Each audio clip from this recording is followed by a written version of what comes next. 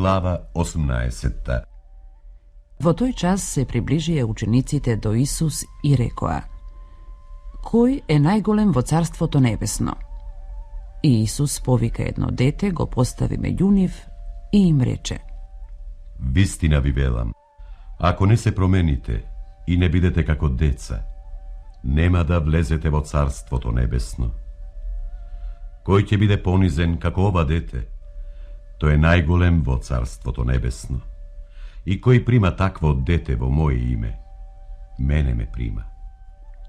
Кој ќе соблазни едно од овие мали, за него е подобро да му се обеси воденички камен на вратот и да потоне во морска длабочина.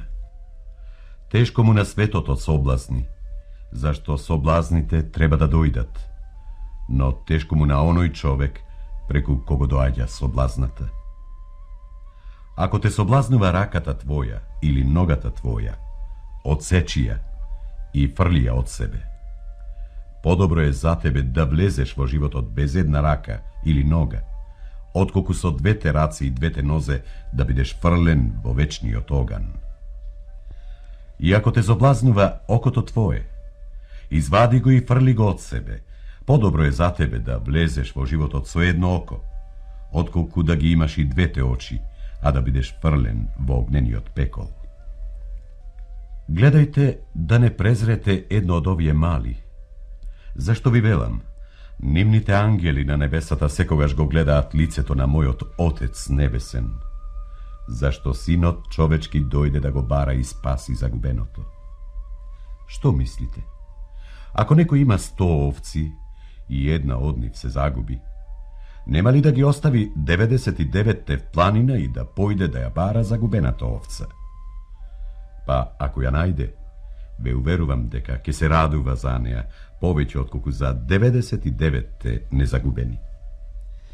Така и вашиот Отец небесен не сака да загине ни едно од овие маливе.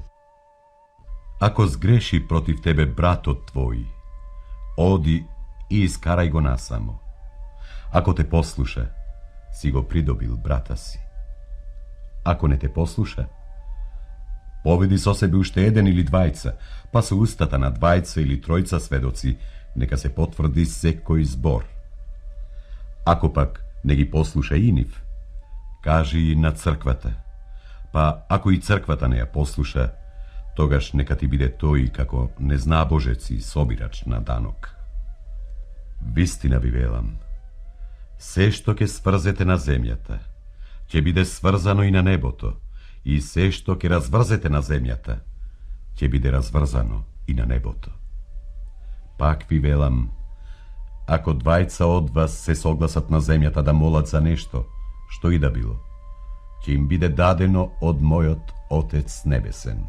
Зашто, каде се двајца или тројца собрани во моје име, таму сум и јас среде нив.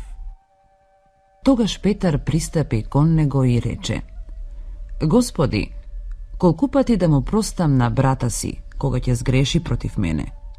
До 7 пати ли? Исус му одговори: Не ти велам до 7, туку до 70 пати по 7.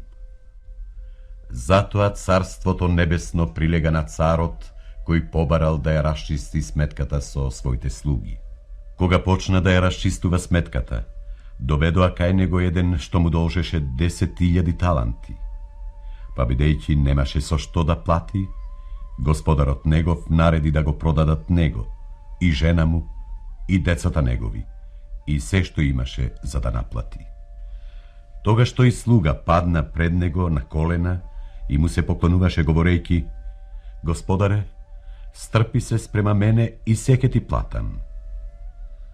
А господарот на тој слуга се смилува, го пушти и му го прости долгот. Слугата пак, што ми излезе, најде еден од другарите своји кој му должеше 100 денарии и, кога го фати, го давеше и му велеше: Врати ми го долгот. Тогаш неговиот другар падна ничкум пред нозете негови, го молеше и велеше: Стрпи се спрема мене и се ќе ти исплатам.